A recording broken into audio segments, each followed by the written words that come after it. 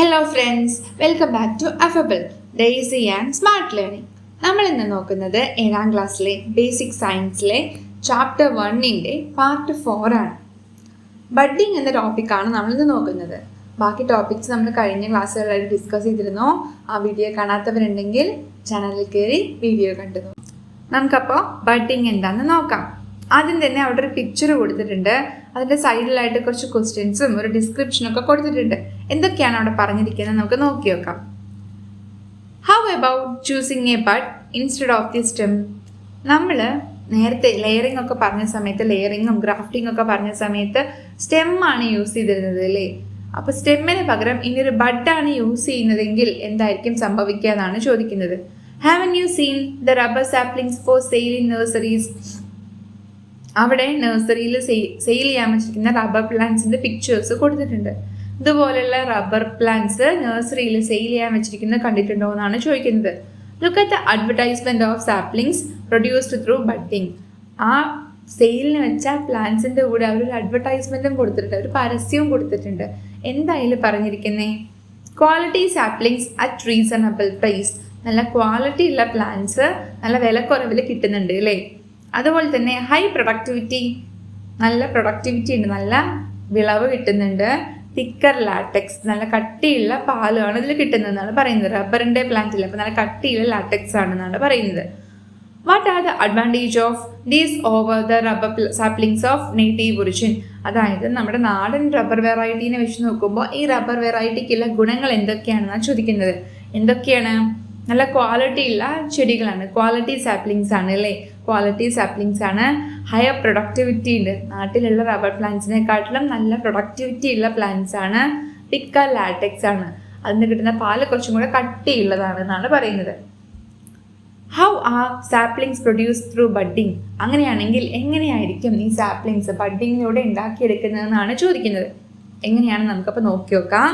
Here the bud of superior quality rubber plant is selected as scion instead of stem.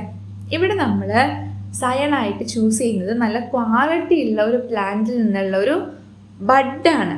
Stem ഒന്നും use ചെയ്യുന്നില്ല. നമ്മളിവിടെ use ചെയ്യുന്നത് quality ഉള്ള പ്ലാന്റിൽ നിന്ന് ഒരു സ്റ്റെമ്മല്ല, പകരം എന്താ യൂസ് ചെയ്യുന്നത്? ബഡാണ് യൂസ് ചെയ്യുന്നത്. This is join with the stock.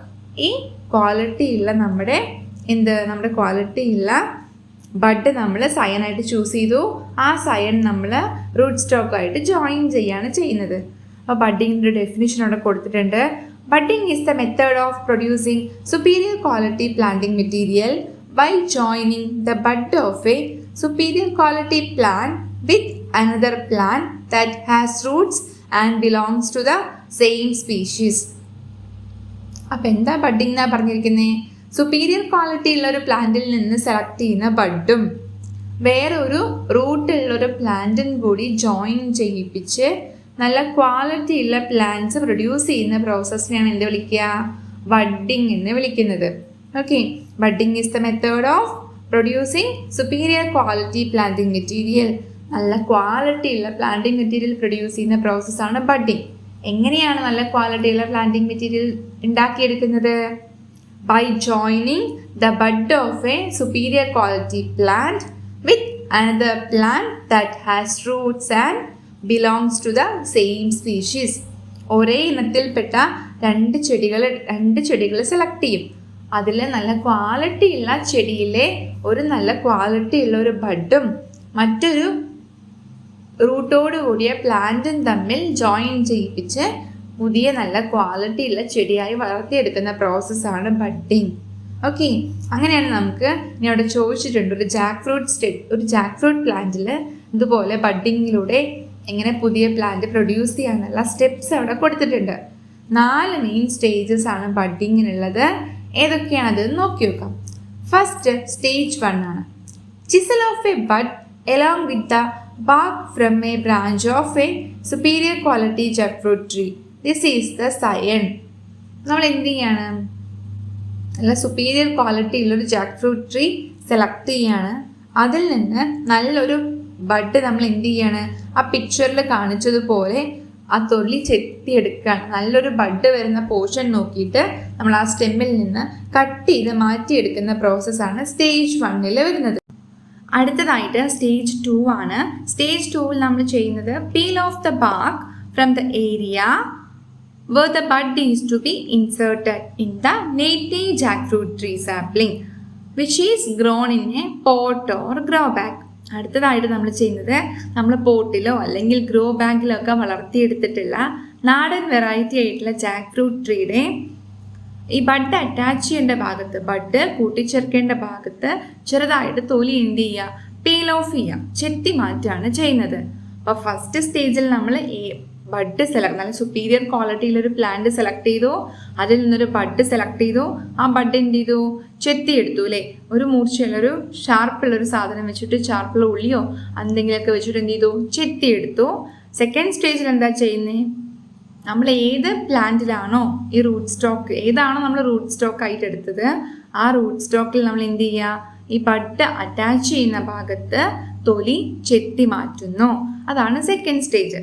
അടുത്തത് സ്റ്റേജ് 3 ആണ്. സ്റ്റേജ് 3ൽ എന്താ ചെയ്യുന്നത്, attach the scion with a polythene tape to the area of the rootstock from where the bark was removed, keep the bud exposed. അടുത്ത എന്താ ചെയ്യുന്നത്, നമ്മൾ ഈ ബാർക്ക് ചെത്തി മാറ്റിയില്ലേ, തൊലി ചെത്തി മാറ്റിയില്ലേ, ആ തൊലി ചെത്തി മാറ്റിയ സ്ഥലത്ത് നമ്മുടെ ബഡ് നമ്മൾ എന്ത് ചെയ്യാണ്, അറ്റാച്ച് ചെയ്യുക. ബഡ് അറ്റാച്ച് ചെയ്തിട്ട് എന്ത് ചെയ്യുക, ഒരു പോളിത്തീൻ ടേപ്പ് കൊണ്ട് നന്നായിട്ട് കവർ ചെയ്യുക. Attach the scion with a polythene tape to the area of the rootstock. Root സ്റ്റോക്കിൽ ഏത് ഭാഗത്താണോ ബാർക്ക് റിമൂവ് ചെയ്തത് ആ ഭാഗത്ത് നമ്മുടെ ബഡ് വെച്ചിട്ട് പോളിത്തീൻ ടേപ്പും കൊണ്ട് നന്നായിട്ട് കവർ ചെയ്യണം. അവിടെ സൈഡിൽ പിക്ചർ കൊടുത്തിട്ടുണ്ട്, ആ പിക്ചർ പോലെയാണ് കവർ ചെയ്യുന്നത്. അങ്ങനെ കവർ ചെയ്യുമ്പോൾ നമ്മൾ ആ ബഡ് മൊത്തം അങ്ങോട്ട് എന്ത് ചെയ്യാൻ പാടില്ല, മൂടിക്കെട്ടാൻ പാടില്ല. ആ ബഡിൽ ആ മുള വരുന്ന ഭാഗം, പുതുതായി മുളച്ചു വരുന്ന ആ ഭാഗം പുറത്തേക്ക് നിൽക്കുന്ന പോലെ എക്സ്പോസ് ചെയ്ത് വേണം ചുറ്റിക്കെട്ടാൻ. ബാക്കി ഫുൾ ഭാഗം കവർ ചെയ്ത് ആ ബഡ് മാത്രം പുറത്തേക്ക് കാണുന്നത് പോലെ വേണം പോളിത്തീൻ കവറും കൊണ്ട് ചുറ്റി അറ്റാച്ച് ചെയ്യാൻ. ഓക്കെ, അടുത്തതിന് ലാസ്റ്റ് സ്റ്റേജ് ആണ്. ലാസ്റ്റ് സ്റ്റേജിൽ when the bud starts to grow well, remove the upper portion of the stalk. The sapling can be replanted in soil when the bud is grown. അതായത് നമ്മുടെ bud വളരാൻ തുടങ്ങിക്കഴിഞ്ഞാൽ എന്ത് ചെയ്യുക, പിക്ചറിലുള്ളതുപോലെ മുകളിലെ root സ്റ്റോക്കിന്റെ മുകൾ ഭാഗം വെട്ടിക്കളയുക. പിന്നീട് അങ്ങോട്ട് എന്തേ വളരാൻ പാടുള്ളൂ, നമ്മുടെ ഈ ബഡിൽ നിന്നുള്ള പ്ലാന്റ് ആണ് വളരാൻ സമ്മതിക്കേണ്ടത് അല്ലേ.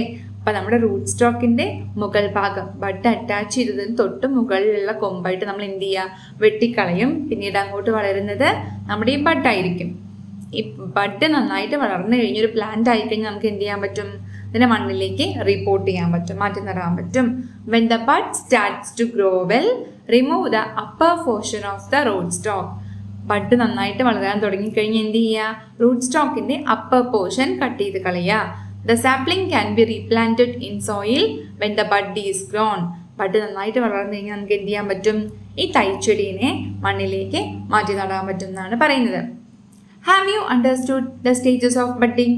അപ്പോൾ നമുക്ക് ബഡ്ഡിങ്ങിൻ്റെ സ്റ്റേജസ് മനസ്സിലായില്ലേ. 4 സ്റ്റേജസ് ആണ് ബഡ്ഡിങ്ങിനുള്ളത്.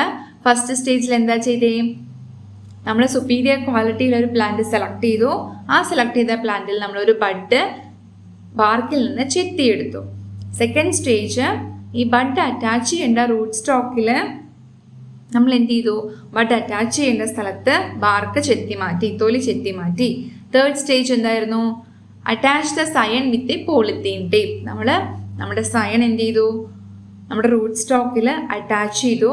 ബഡ് പുറത്തേക്ക് എക്സ്പോസ് ചെയ്ത് നിൽക്കുന്ന പോലെ വെച്ചിട്ട് ഫുൾ എന്തുകൊണ്ട് കവർ ചെയ്തു, പോളിത്തീൻ ഷീറ്റും കൊണ്ട് നമ്മൾ കവർ ചെയ്തു. അടുത്തത് സ്റ്റേജ് 4 ആയിരുന്നു. സ്റ്റേജ് 4ൽ എന്താ ചെയ്തേ, ആ ബഡ് നന്നായി വളരാൻ തുടങ്ങിയതിന് ശേഷം നമ്മുടെ റൂട്ട് സ്റ്റോക്കിന്റെ അപ്പർ പോർഷൻ കട്ട് ചെയ്ത് കളഞ്ഞു. നന്നായി വളർന്നൊരു പ്ലാന്റ് ആയതിനു ശേഷം നമുക്ക് എന്ത് ചെയ്യാം, മണ്ണിലേക്ക് റിപ്പോർട്ട് ചെയ്യാം. ഇത്രയാണ് ബഡ്ഡിങ്ങിന്റെ stages. Grow a native rose plant in your biodiversity park in a similar way. After budding it with different types of rose plants. അപ്പോൾ വീട്ടിൽ ഇതുപോലെ ഒരു റോസ് പ്ലാന്റ് നട്ടിട്ട് അതിന് ഇതുപോലെ പല റോസിൻ്റെ ബഡുകൾ ഉപയോഗിച്ച് ബഡ്ഡിങ് നടത്തി നോക്കാനാണ് പറയുന്നത്. We are now familiar with different methods for producing superior quality saplings. How can we produce better seeds? അപ്പോൾ നമുക്കിപ്പോൾ നല്ല ക്വാളിറ്റിയുള്ള തൈച്ചെടികൾ എങ്ങനെയാണ് പ്രൊഡ്യൂസ് ചെയ്യുക, സാപ്ലിങ്സ് എങ്ങനെയാണ് പ്രൊഡ്യൂസ് ചെയ്യാമെന്ന് മനസ്സിലായി. അടുത്തതായിട്ട് നമ്മൾ നോക്കുന്നത് എങ്ങനെയാണ് നല്ല ക്വാളിറ്റിയുള്ള സീഡ് പ്രൊഡ്യൂസ് ചെയ്യുന്നത് എന്നാണ് ഇനി നോക്കേണ്ടത്. അതെങ്ങനെയാണെന്ന് നമുക്ക് നോക്കി നോക്കാം. അടുത്തതായിട്ട് നമ്മൾ നോക്കുന്നത് ഹൈബ്രിഡൈസേഷൻ എന്ന് പറഞ്ഞ ടോപ്പിക്കാണ്. അപ്പോൾ എന്താണ് ഹൈബ്രിഡൈസേഷൻ നമുക്ക് നോക്കി നോക്കാം. Observe the picture of chilli plants given below. അവിടെ ഒരു ചില്ലി പ്ലാന്റിൻ്റെ പിക്ചർ കൊടുത്തിട്ടുണ്ട്, അത് ഒബ്സർവ് ചെയ്യാനാണ് പറഞ്ഞിരിക്കുന്നത്. What are the characteristics of each plant. അപ്പോൾ നമ്മുടെ 2 വെറൈറ്റിയുടെ പിക്ചർ അവിടെ കൊടുത്തിട്ടുണ്ട്. എന്താണ് അതിൻ്റെ ക്യാരക്ടറിസ്റ്റിക്സ് എന്നാണ് ചോദിച്ചിരിക്കുന്നത്. ഫസ്റ്റ് വെറൈറ്റിയുടെ പ്രത്യേകത എന്താ? ഫസ്റ്റ് വെറൈറ്റിയിൽ നല്ല നീളമുള്ള നല്ല വലിപ്പമുള്ള ചില്ലീസ് ഉണ്ട് അല്ലേ, നല്ല വലിപ്പമുള്ള മുളകുകൾ ഉണ്ടായിട്ടുണ്ട്. സെക്കൻഡിലാണെങ്കിലോ മുളകിന് വലിപ്പം കുറവാണ്, പക്ഷെ എന്താണ് ധാരാളം ചില്ലീസ് ഉണ്ടാവുന്നുണ്ട് അല്ലേ. ഫസ്റ്റ് പിക്ചറിൽ കമ്പയർ ചെയ്യുമ്പോൾ സെക്കൻഡ് പിക്ചറിൽ എന്താണ് ധാരാളം ചില്ലീസ് ഉണ്ട്, പക്ഷേ ചില്ലീസിൻ്റെ സൈസ് വളരെ കുറവാണ്. ഫസ്റ്റ് പിക്ചറിലാണെങ്കിലോ നല്ല വലിപ്പമുള്ള മുളകാണ്, പക്ഷെ എന്താണ് എണ്ണം വളരെ കുറവാണ്. If we can produce A chilli plant which has the qualities of both the varieties, what qualities will it have? ഇപ്പം നമുക്ക് ഈ 2 ഗുണങ്ങളുള്ള പുതിയൊരു ചില്ലി പ്ലാന്റ് പ്രൊഡ്യൂസ് ചെയ്യാൻ പറ്റുകയാണെങ്കിൽ ആ ചില്ലി പ്ലാന്റിന് എന്തൊക്കെയായിരിക്കും അതിൻ്റെ ഗുണം എന്നാണ് ചോദിക്കുന്നത്. എന്തൊക്കെയായിരിക്കും അതിൻ്റെ ഗുണം?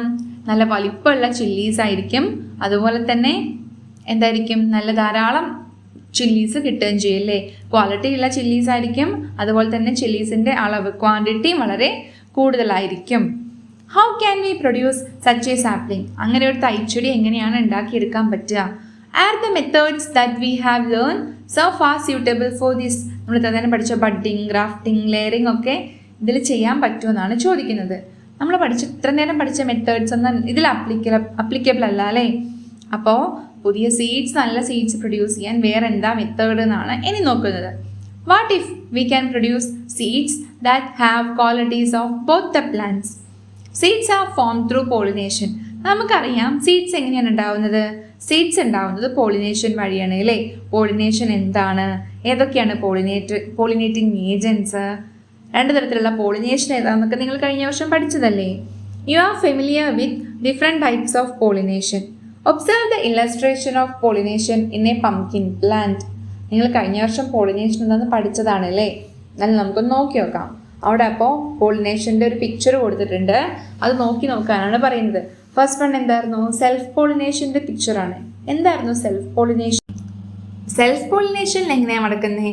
ഒരു പ്ലാന്റിലുള്ള പോളൻ ഗ്രെയിൻസ് അതേ പ്ലാന്റിൽ തന്നെയുള്ള ഫ്ലവറിൽ വന്ന് വീഴുകയോ അല്ലെങ്കിൽ ഒരു ഫ്ലവറിലുള്ള പോളൻ ഗ്രെയിൻസ് അതേ ഫ്ലവറിൽ തന്നെ വീണ് പോളിനേഷൻ നടക്കുകയോ ചെയ്യുന്നതിനാണ് നമ്മൾ സെൽഫ് പോളിനേഷൻ എന്ന് പറയാം. ഇനി ക്രോസ് പോളിനേഷൻ ആണെങ്കിൽ ഒരു പ്ലാന്റിലുള്ള പോളൻ ഗ്രെയിൻസ് അതേ ഇനത്തിൽപ്പെട്ട മറ്റൊരു പ്ലാന്റിലുള്ള ഫ്ലവറിൽ പോയി വീണിട്ടാണ് പോളിനേഷൻ നടക്കുന്നതെങ്കിൽ അതിനാണ് എന്ത് വിളിക്കുക? ക്രോസ് പോളിനേഷൻ എന്ന് വിളിക്കുക. അങ്ങനെയാണെങ്കിൽ അവിടെ ചോദിച്ചിട്ടുണ്ട്, is it in self pollination or cross pollination that the qualities of both the plants are combined? Why?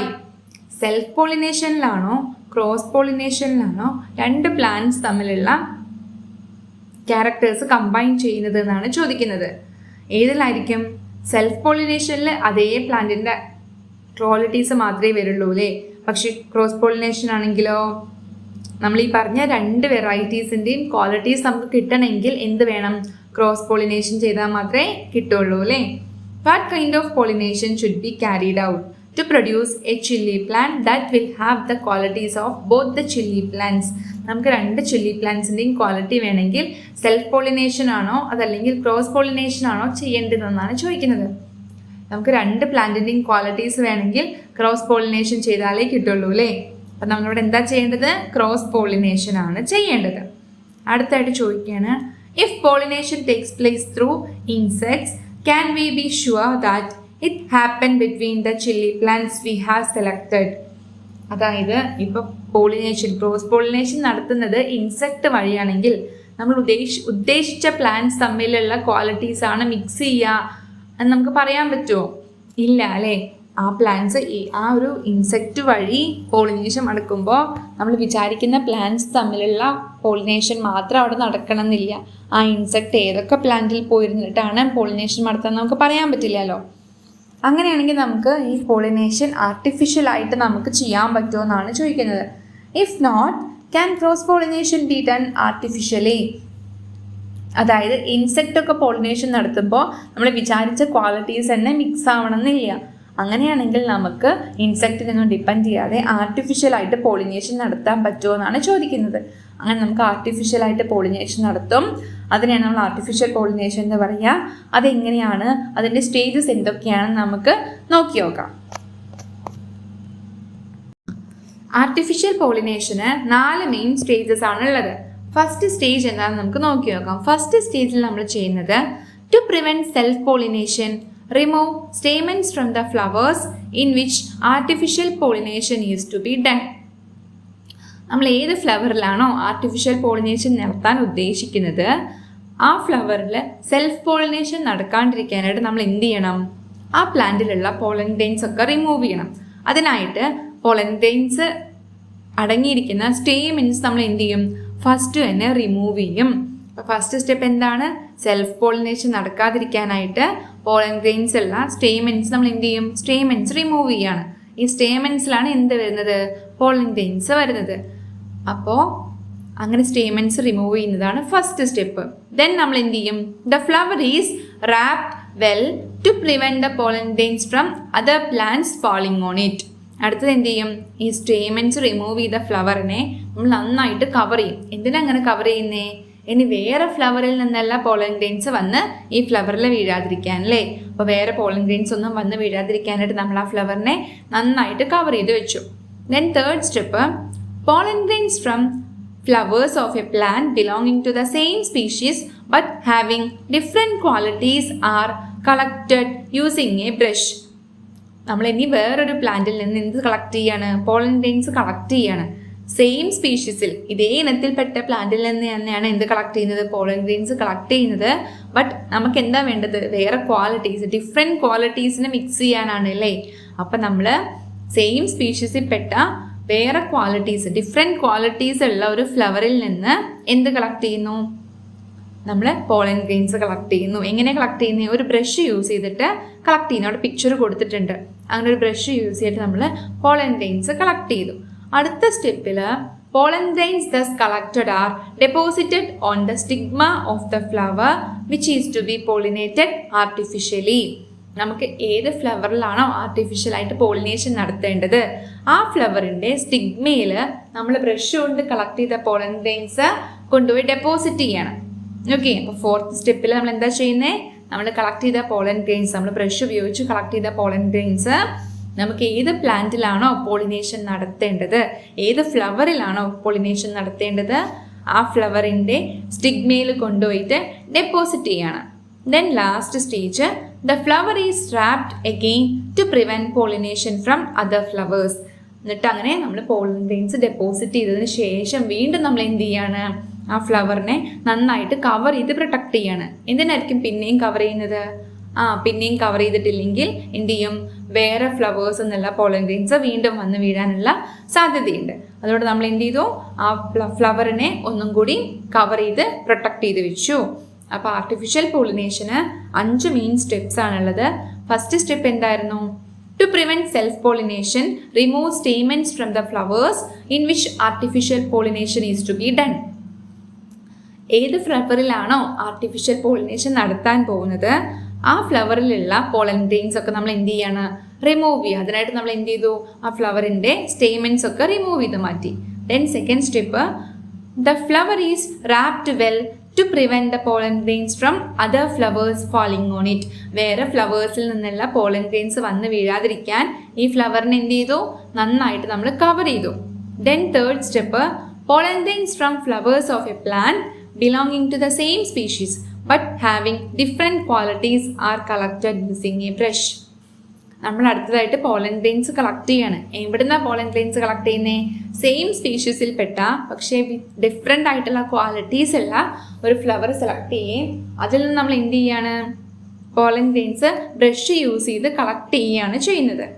ഇനി അടുത്ത സ്റ്റെപ്പിൽ pollen grains thus collected are deposited on the stigma of the flower which is to be artificially pollinated. നമുക്ക് ഏത് ഫ്ലവറിലാണോ artificially pollinate ചെയ്യേണ്ടത് ആ ഫ്ലവറിൻ്റെ സ്റ്റിഗ്മയിൽ നമ്മൾ collect ചെയ്ത പോളൻ ഗ്രെയിൻസ് എന്ത് ചെയ്യാണ്, കൊണ്ടുപോയി ഡെപ്പോസിറ്റ് ചെയ്യാണ്. ദെൻ ലാസ്റ്റ് സ്റ്റേജിൽ എന്താ ചെയ്യുന്നത്? The flower is wrapped again to prevent pollination from other flowers. മറ്റു ഫ്ലവറിൽ നിന്നുള്ള പോളിനേഷൻ തടയാനായിട്ട് ഈ ഫ്ലവറിനെ എന്ത് ചെയ്യാണ്, നന്നായിട്ട് വീണ്ടും കവർ ചെയ്ത് പ്രൊട്ടക്ട് ചെയ്യാണ്. അപ്പം ഇത്രയാണ് നമ്മൾ ആർട്ടിഫിഷ്യൽ പോളിനേഷൻ്റെ സ്റ്റെപ്സ്. അപ്പം നമുക്കിപ്പോൾ ആർട്ടിഫിഷ്യൽ പോളിനേഷൻ്റെ സ്റ്റെപ്സ് മനസ്സിലായില്ലേ? ഇനി അവിടെ ഒരു ക്വസ്റ്റ്യൻ ചോദിച്ചിട്ടുണ്ട്, എന്താണെന്ന് നോക്കി നോക്കാം. When should these activities B perform? Put a tick mark, discuss the reason. അതായത് എപ്പോഴാണ് നമ്മൾ ഈ ആർട്ടിഫിഷ്യൽ പോളിനേഷൻ ചെയ്യുന്നത്? ഫ്ലവർ വിരിഞ്ഞതിന് ശേഷമാണോ, ഫ്ലവർ വിരിഞ്ഞ് വാടാറായതിനു ശേഷമാണോ, വിരിഞ്ഞ ഉടനെ തന്നെയാണോ? എപ്പോഴാണ് നമ്മൾ ശരിക്കും ആർട്ടിഫിഷ്യൽ പോളിനേഷൻ ചെയ്യേണ്ടത്? അപ്പോൾ അവിടെ കറക്റ്റ് ആൻസറിന് നേരെ ടിക്ക് മാർക്ക് ചെയ്യാനാണ് പറഞ്ഞിരിക്കുന്നത്. Immediately after blooming, after the flower has fully bloomed, when the flower begins to wither. അതായത് പൂ വിരിഞ്ഞ ഉടനെ തന്നെ ഫസ്റ്റ് പറഞ്ഞിട്ടുണ്ട്. ദെൻ അടുത്തത് എന്താണ്? ഫുള്ളി വിരിഞ്ഞതിന് ശേഷം. Then last one when the flower begins to wither. പൂവ് വിരിഞ്ഞ് അത് ചെയ്യാറായ സമയത്താണ് ആർട്ടിഫിഷ്യൽ പോളിനേഷൻ ചെയ്യാന്നാണ് പറഞ്ഞിരിക്കുന്നത്. ഇതിൽ ഏതാണ് correct answer? Immediately after blooming അല്ലേ? ഫ്ലവർ വിരിഞ്ഞ ഉടനെ തന്നെ നമ്മൾ എന്ത് ചെയ്യണം? ആർട്ടിഫിഷ്യൽ പോളിനേഷൻ ചെയ്യണം. എന്തുകൊണ്ടാണ് നമ്മൾ കുറേ നേരം ഫുള്ളി വിരിയണ വരെ വെയിറ്റ് ചെയ്യാത്തത്?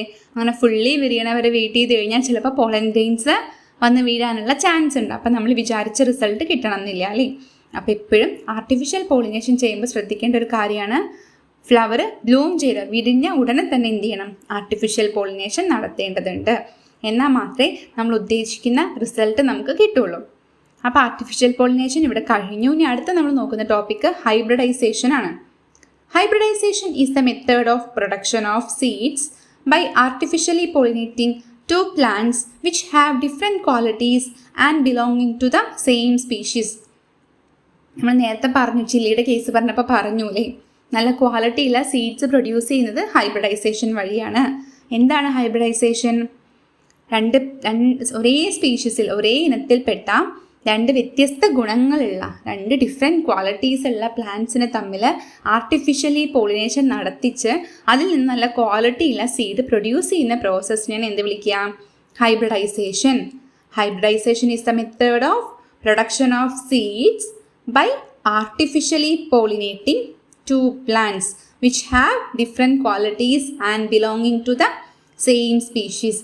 ഒരേ ഇനത്തിൽപ്പെട്ട വ്യത്യസ്ത ഗുണങ്ങളുള്ള രണ്ട് ചെടികളെ തമ്മിൽ ആർട്ടിഫിഷ്യൽ പോളിനേഷൻ നടത്തി അതിൽ നിന്ന് നല്ല ക്വാളിറ്റിയുള്ള സീഡ്സ് പ്രൊഡ്യൂസ് ചെയ്യുന്ന മെത്തേഡാണ് hybridisation. From the seeds thus formed, those with superior quality are collected. These are hybrid seeds.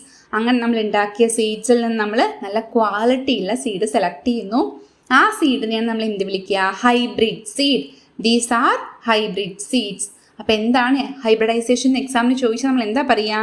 Hybridisation is the method of production of seeds by artificially pollinating two plants which have different qualities and belong to the same species. ഒരേ ഇനത്തിൽപ്പെട്ട വ്യത്യസ്ത ഗുണങ്ങളുള്ള രണ്ട് ചെടികളെ തമ്മിൽ artificial pollination നടത്തി ക്വാളിറ്റിയുള്ള seeds produce ചെയ്യുന്ന മെത്തേഡാണ് എന്ത്? ഹൈബ്രിഡൈസേഷൻ. അങ്ങനെ കിട്ടുന്ന സീഡ്സിൽ നിന്ന് നമ്മൾ ക്വാളിറ്റിയുള്ള സീഡിനെ സെലക്ട് ചെയ്യുന്നു. ആ സീഡിനെ വിളിക്കുന്ന പേരാണ് ഹൈബ്രിഡ് സീഡ്. അങ്ങനെയാണ് നമുക്ക് കുറച്ച് ഹൈബ്രിഡ് സീഡുകളുടെ പേരുകളൊക്കെ പഠിക്കാം. ഫസ്റ്റ് വൺ പറഞ്ഞിരിക്കുന്നത് ചില്ലിയാണ്. ചില്ലിയുടെ ഹൈബ്രിഡ് വെറൈറ്റികളുടെ എക്സാമ്പിൾസ് ആണ് താഴെ കൊടുത്തിരിക്കുന്നത്. ഒരു ബോക്സ് ആയിട്ട് കൊടുത്തിട്ടുണ്ട്. എപ്പോഴും എക്സാമിന് ഇതിൽ നിന്ന് 1-2 എക്സാമ്പിൾസ് ഒക്കെ ചോദിക്കാറുണ്ട്. അപ്പോൾ ഇതെപ്പോഴും നന്നായി ഓർത്ത് വയ്ക്കുക, കാണാതെ പഠിച്ചു വയ്ക്കുക. ഫസ്റ്റ് വൺ ചില്ലിയാണ്. ചില്ലിയുടെ ഹൈബ്രിഡ് സീഡ്സിനുള്ള എക്സാമ്പിളാണ് ഉജ്ജ്വല, ജ്വാലാമുഖി. ചില്ലിയുടെ 2 എക്സാമ്പിൾ ഏതാണ്? ഉജ്ജ്വല, ജ്വാലാമുഖി. അടുത്തത് പി ആണ്, പയർ. അതിനുള്ള എക്സാമ്പിളാണ് ജ്യോതിക, ഭാഗ്യലക്ഷ്മി. പയറിനുള്ള എക്സാമ്പിൾ, പിക്കുള്ള എക്സാമ്പിളാണ് Jyothika, Bhagyalakshmi. Then next one paddy, നെല്ലിനുള്ളതാണ്. നെല്ലിനുള്ള 2 വെറൈറ്റിയാണ്, പവിത്ര, അന്നപൂർണ. പവിത്രയും അന്നപൂർണയും പാഡിയുടെ വെറൈറ്റീസ് ആണ്. ദെൻ ലാസ്റ്റ് വൺ കോക്കനട്ട് ആണ്. കോക്കനട്ട് വെറൈറ്റിയാണ് ചന്ദ്രലക്ഷ, ചന്ദ്രശങ്കര. ചന്ദ്രലക്ഷയും ചന്ദ്രശങ്കരിയാണ് coconut variety. Then last one ladies finger ആണ്. ലേഡീസ് ഫിംഗർ എന്ന് വെച്ചാൽ വെണ്ടയ്ക്കയാണ്. വെണ്ടയ്ക്കുള്ള എക്സാമ്പിളാണ് സൽകീർത്തി, കിരണും. അപ്പോൾ എപ്പോഴും ഹൈബ്രിഡ് സീഡ്സിനുള്ള എക്സാമ്പിന് ചോദിക്കാറുണ്ട്. Chilli, Ujjwala, Jwalamukhi. Pea, Jyothika, Bhagyalakshmi. Paddy, Pavithra, Annapurna. Coconut, Chandralaksha, Chandrashankara. Ladies finger, Salkeerthi and Kiran. ഇനി താഴെ എന്താ കൊടുത്തിരിക്കുന്നത് നോക്കി നോക്കാം. It is in agricultural research centres that superior quality seeds are produced through hybridization. The seeds thus produced are distributed to farmers. ഈ ഹൈബ്രിഡ് സീഡ്സ് ഒക്കെ produce ചെയ്യുന്നത് agricultural research സെൻറ്റേഴ്സിലാണ്. അവിടെയാണ് ഹൈബ്രിഡൈസേഷനൊക്കെ നടത്തി നല്ല ക്വാളിറ്റിയുള്ള സീഡ്സ് ഒക്കെ പ്രൊഡ്യൂസ് ചെയ്യുന്നത്. ഇങ്ങനെ പ്രൊഡ്യൂസ് ചെയ്യുന്ന സീഡ്സ് ഒക്കെ ആർക്കാണ് കൊടുക്കുന്നത്? ഫാമേഴ്സിനെ ഡിസ്ട്രിബ്യൂട്ട് ചെയ്യുന്നുണ്ട് എന്നാണ് പറയുന്നത്. അങ്ങനെയാണെങ്കിൽ നമുക്കിനി ഏതൊക്കെയാണ് അഗ്രികൾച്ചറൽ റിസർച്ച് സെൻറ്റേഴ്സ്, എവിടെയൊക്കെയാണ് ഉള്ളത് എന്നൊക്കെ പഠിക്കാം. ഓക്കെ, ഫസ്റ്റ് വൺ നമ്മൾ നോക്കുന്നത് കേരള അഗ്രികൾച്ചറൽ യൂണിവേഴ്സിറ്റിയാണ്. മണ്ണുത്തി, തൃശ്ശൂരാണ് അതിൻ്റെ ആസ്ഥാനം. KAU എന്നാണ് അതിൻ്റെ short form. Kerala agricultural university is an important agricultural research centre in Kerala. കേരളത്തിലുള്ളൊരു ഇമ്പോർട്ടൻ്റ് ആയിട്ടുള്ള അഗ്രികൾച്ചറൽ റിസർച്ച് സെൻ്ററാണ് ഈ KAU എന്ന് പറയുന്നത്. The main activities are conducting researches on varieties of crops, animals, birds, etc. and knowledge dissemination programs. ഇവിടുത്തെ പ്രധാനപ്പെട്ട activities എന്ന് പറയുന്നത് പുതിയ പുതിയ ക്രോപ്സിലും ആനിമൽസിലും ബേർഡ്സിലൊക്കെയുള്ള റിസർച്ചേഴ്സ് കണ്ടക്ട് ചെയ്യുക, അതുപോലെ തന്നെ കർഷകരിലേക്ക് പുതിയ പുതിയ അറിവുകൾ എത്തിക്കാനുള്ള പ്രോഗ്രാംസ് ഒക്കെ കണ്ടക്ട് ചെയ്യാണ് മേജർ വർക്ക്. അതുപോലെ തന്നെ regional research centres of Kerala agricultural university are functioning in different parts of the state. ഈ KAUൻ്റെ ബ്രാഞ്ചസ് നമ്മുടെ സ്റ്റേറ്റിൻ്റെ പല ഭാഗത്തായിട്ട് വർക്ക് ചെയ്യുന്നുണ്ട്. അടുത്തത് നമ്മൾ നോക്കുന്നത് central tuber crop research institute ആണ്. CTCRI എന്നാണ് ഇതിൻ്റെ ഷോർട്ട് ഫോം. ശ്രീകാര്യം, തിരുവനന്തപുരത്തുള്ള ശ്രീകാര്യം എന്ന് പറയുന്ന സ്ഥലത്താണ് ഇതിൻ്റെ ആസ്ഥാനം. ഇവിടെ എന്താ നടക്കുന്നത്? Cultivation and researches on tuber crops R conducted here. കിഴങ്ങ് വർഗ്ഗങ്ങളെക്കുറിച്ചുള്ള റിസർച്ചും അതിൻ്റെ കൾട്ടിവേഷനുമാണ് CTCRIയിൽ നടക്കുന്നത്. അടുത്തത് നോക്കുന്നത് rubber research institute of India, RRII ആണ്. കോട്ടയത്താണ് അതിൻ്റെ ആസ്ഥാനം. Develops high yielding varieties of rubber plants suited four different geographical areas. ഇവിടെ എന്താ നടക്കുന്നത്? നല്ല ഈൽഡ് കിട്ടുന്ന റബ്ബർ വെറൈറ്റീസിനെ ഡെവലപ്പ് ചെയ്യുന്നതാണ് RRIയിൽ നടക്കുന്നത്. അടുത്തത് നമ്മൾ നോക്കുന്നത് central plantation crop research institute ആണ്. CPCRI എന്നാണ് അതിൻ്റെ ഷോർട്ട് ഫോം. കാസർഗോഡാണ് അതിൻ്റെ ആസ്ഥാനം. Conducts researches on coconut, arecanut and cocoa.